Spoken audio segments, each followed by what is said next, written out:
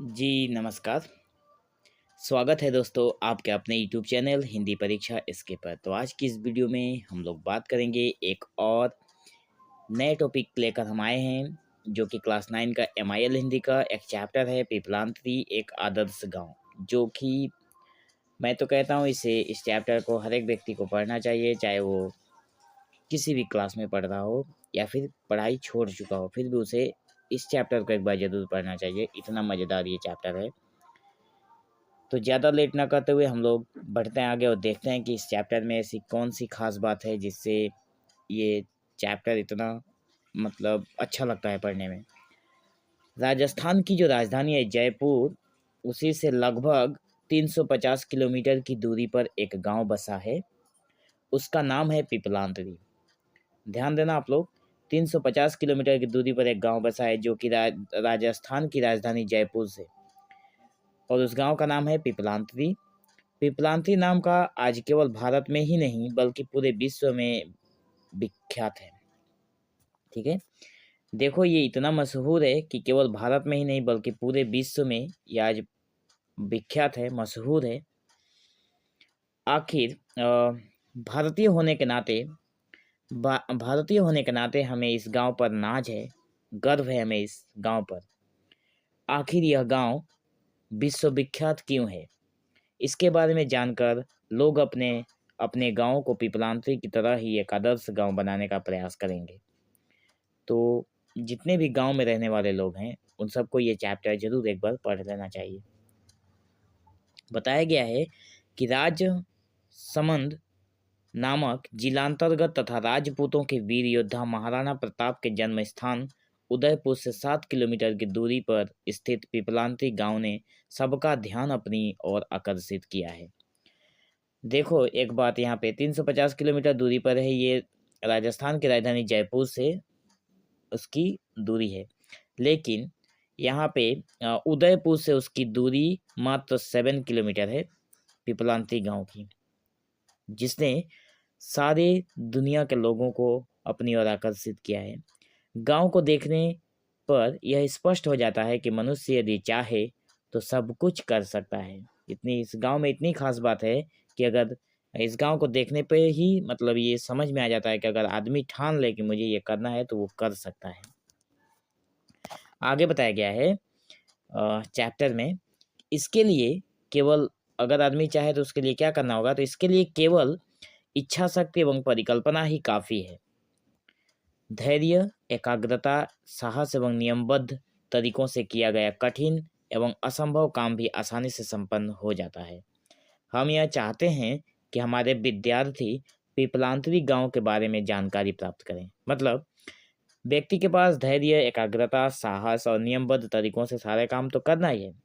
अगर इन सबको साथ में रख के अगर आप कोई काम करते हैं तो कोई भी असंभव काम आप संभव कर सकते हैं।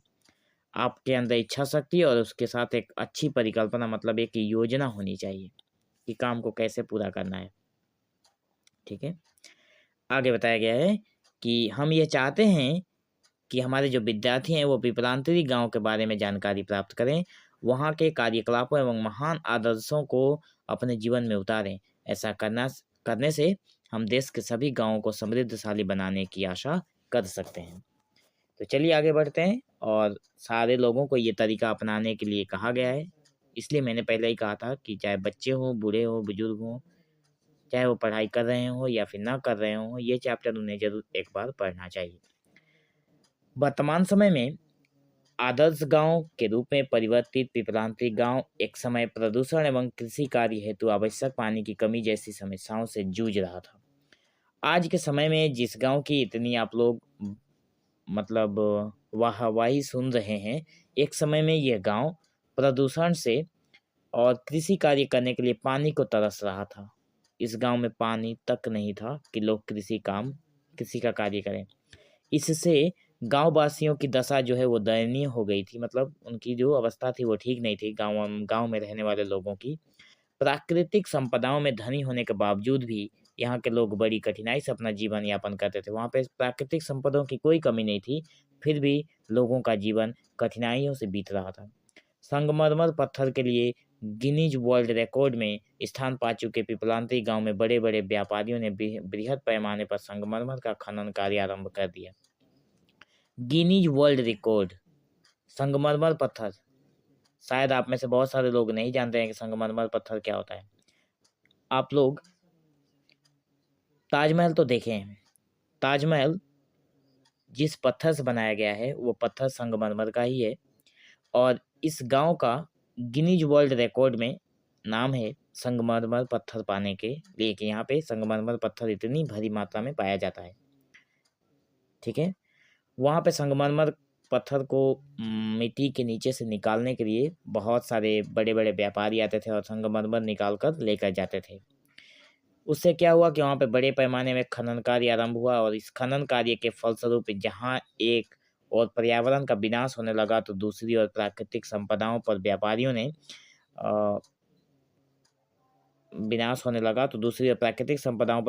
ने अधिकार जमा लिया। मतलब जैसे जैसे मिट्टी की खोदना स्टार्ट हुआ तो कुछ ज़्यादा जगह पे खोदना पड़ा, जिससे कि बच्चों को वहाँ पे जितने भी गांव वासी थे सबको ये संकट का सामना करना पड़ा कि उनके जो प्राकृतिक संपत्ति थे उन सबको काटना पड़ा। वहाँ से पेड़ पौधे काट कर सारी चीज़ों को अलग करके नीचे से संगमरमर पत्थर निकालने का काम जारी रहा। इससे वहाँ का जो परिवेश था वो दूषित हो गया। संगमरमर प्राप्त करने के लिए दिन रात चल रहे खनन कार्यों के फलस्वरूप पिपलांत्री गांव का परिवेश दूषित हो गया। पिपलांत्री गांव पूरी तरह से दूषित हो चुका था। शुद्ध वायु न मिलने से लोगों में हाहाकार मच गया। वहाँ के जो लोग थे, शुद्ध वायु नहीं मिलते थे तो वहाँ पे मतलब लोगों में हाहाकार मचा। पेड़ पौधों की संख्या बहुत तेजी से घटने लगी। वर्षा की मात्रा में कमी आ गई। वहाँ पे बारिश भी बहुत कम होने लगी क्योंकि पेड़ पौधे नहीं थे। नतीजा यह हुआ कि गांव में खेती बाड़ी करने के लिए लोगों को पानी मिलना मुश्किल हो गया। नदी और जलाशय भी खनन कार्य के कुप्रभाव से अछूते नहीं। मतलब इतना खनन कार्य हुआ कि नदी और जलाशय भी उससे बचा नहीं रहा और उसके भी पानी, सारे के सारे पानी सूख गए थे। इनका जल भी प्रदूषित होने लगा। इस जो ये संकट गांव वालों पे आया हुआ था, इससे क्या हुआ कि जो नदी था और जो जलाशय था उसका भी जल दूषित हो गया, वो भी सूख चुका था। असहाय होकर लोग उन्हीं नदियों और जलाशयों को प्रदूषित जल पीने लगे तथा अन्य कार्यों में भी उस जल का उपयोग करने लगे। मतलब वो जल इतनी कम मात्रा में बचा था कि लोग अब कहीं से भी जल उनको नहीं मिल रहा था, वो बाध्य होकर वहीं से जल पी रहे थे और बाकी कार्य में उसी जल को लगा रहे थे। परिणाम स्वरूप क्या हुआ कि लोग तरह तरह की बीमारियों के शिकार होने लगे। दूसरी ओर वनस्पतियों के अभाव में भूमिगत जल स्तर बहुत नीचे चला गया। जैसे हम लोग बोरिंग करते हैं, बोरिंग करके जो पानी निकालते हैं वो पानी हम लोगों को 80 फुट या फिर 200 फुट के अंदर ही हमें वो पानी मिल जाता है। लेकिन यहाँ पे हुआ क्या कि वो जो भूमिगत जो जल था वो बहुत नीचे चला गया था। धरती की उर्वर शक्ति कम हो गई थी, वहाँ पे पेड़ पौधे नहीं थे। पक्षियों एवं अन्य जीव जंतुओं की संख्या घटकर एकदम कम हो गई थी। वहाँ पे पक्षी भी अब नहीं रहा करते थे उस गांव में। गरीबी से निजात पाने के लिए परिवार के नवयुवक काम धंधों की तलाश में जयपुर, भोपाल, इंदौर, हैदराबाद, दिल्ली, मुंबई आदि शहरों में जाने लगे। तो गरीबी इतना बढ़ गया कि वहाँ के लोग इधर उधर भागने लगे अपना काम धंधा ढूंढने के लिए। परंतु विनाश की खाई से विकास के सोपान पर कदम बढ़ाने वाला यह पिपलांत्री गांव, लेकिन इस तरह के संकट को झेलने के बाद भी आज दुनिया की नज़रों में ये गांव इतना मतलब अहम रोल निभा रहा है, इतनी उसका डेवलपमेंट हुआ है। आखिर क्यों? कि पिपलांती गांव आज संसार के लोगों को आकर्षण का केंद्र बना हुआ है। यहाँ पे लोग आज घूमने जाते हैं, इस गांव को देखने जाते हैं। आखिर ऐसी क्या घटना घटी, ऐसी कौन सी आश्चर्य वहाँ पे घटना हुई? क्या यह आश्चर्य की बात नहीं है? तो क्या ये आश्चर्य की बात नहीं है कि जिस गांव में इतना सारा विनाश हुआ फिर भी आज वो गांव इतना खुशहाली से अपना जीवन यापन बिता रहा है? तो चलिए इसके बारे में हम लोग थोड़ा डिटेल्स में जानकारी लेते हैं, ठीक है। लेकिन एक बात मैं और बता दूं, इस डिटेल्स जानकारी को लेने के लिए हम लोग इसके सेकंड पार्ट को आप लोग जरूर देखिए, क्योंकि पहले पार्ट में वीडियो को कवर करना बहुत मुश्किल है। कम से कम इसका 2 या 3 पार्ट हमें अपलोड करना पड़ेगा, तभी जाकर ये वीडियो ये चैप्टर कंप्लीट होगा। सो इस चैप्टर में या फिर इस गांव में ऐसा क्या बदलाव हुआ कि आज ये गांव पूरे संसार में एक केंद्र मतलब एक आकर्षण का केंद्र बना हुआ है। इस बात को हम लोग जानेंगे इसके नेक्स्ट वाले पार्ट में, ठीक है, जिसका डिस्क्रिप्शन में आप लोगों को लिंक मिलेगा। So thank you for watching this video. Have an awesome day.